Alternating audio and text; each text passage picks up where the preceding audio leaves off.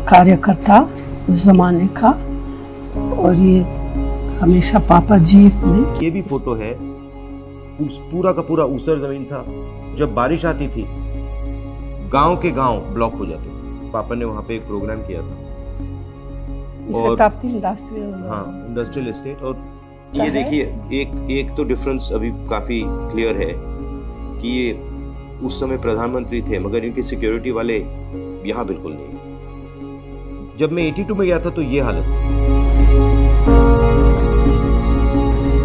के लिए ये लोग हमेशा मदद करते थे। हमारे परिवार का अमेठी रायबरेली से 100 साल का रिश्ता है।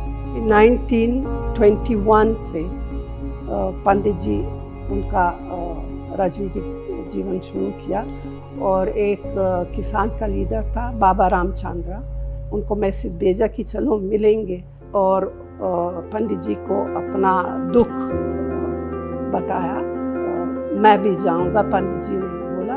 तो फिर वो प्रतापगढ़ पहले, क्योंकि सबसे ज़्यादा वो किसान का जो था प्रतापगढ़, और फिर रायबरेली भी, और एक दो और नज़दीक के जगह। रायबरेली वैसे राहुल के दादा फिरोज गांधी वहाँ के एमपी थे 53 से।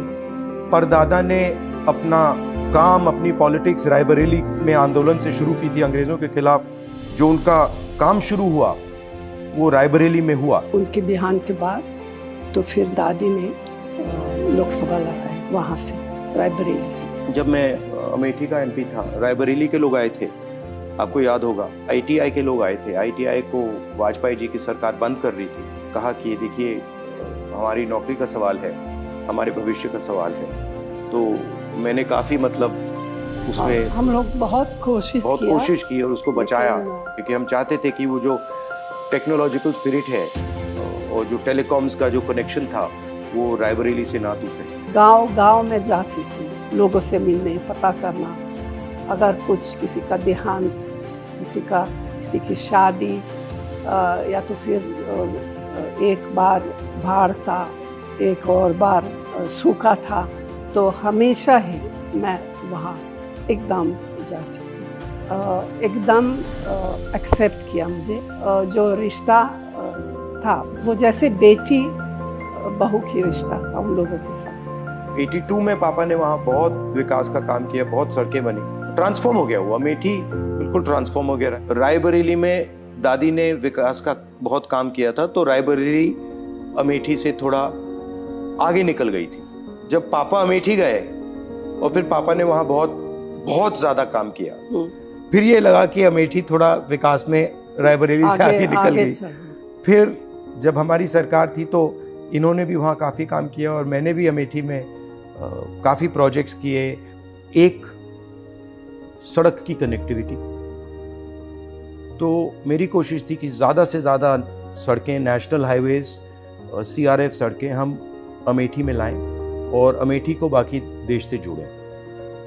दूसरा था सेल्फ हेल्प ग्रुप का काम, जिसमें हमने लाखों महिलाओं की मदद की, बैंक अकाउंट से उनको जोड़ा, उनकी ज़िंदगी बदली। तीसरा जो इंस्टीट्यूशंस हैं, पेट्रोलियम इंस्टीट्यूट और सीआरपीएफ ट्रेनिंग कैंप, और शायद जो सबसे बड़ा काम था जिसको बीजेपी के लोगों ने रोक दिया और जो अमेठी और रायबरेली को ट्रांसफॉर्म कर देता, वो था फूड पार्क, जिसमें हम 40 अलग अलग कारखाने ला रहे थे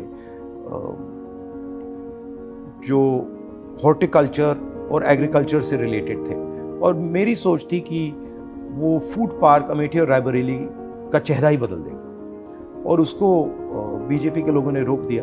तो यही प्लान मेरा रायबरेली के लिए है कि रायबरेली को बाकी देश से जोड़ा जाए, वहाँ पे मैन्युफैक्चरिंग यूनिट्स और फूड प्रोसेसिंग की स्ट्रेटजी हो।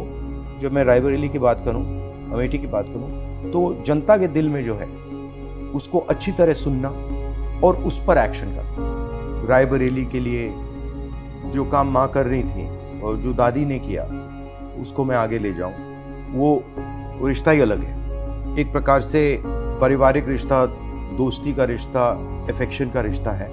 तो जैसे मेरा माँ के साथ रिश्ता है, बहन के साथ रिश्ता है, वैसे ही वहाँ के लोगों के साथ हमारा रिश्ता है, वही फीलिंग है। खाना भी बहुत अच्छा लगता है मुझे। रायबरेली में जो वो दाल है, वहाँ पे दाल, अरहर की दाल, वो शायद कहीं दुनिया में नहीं मिलती है वैसी दाल। तो मेरे लिए ये दोनों कॉन्स्टिट्यूंसीज एक हैं। अमेठी और रायबरेली ने हमें सब कुछ दिया है। जब भी अमेठी रायबरेली को जरूरत होगी, हम वहाँ मिलेंगे।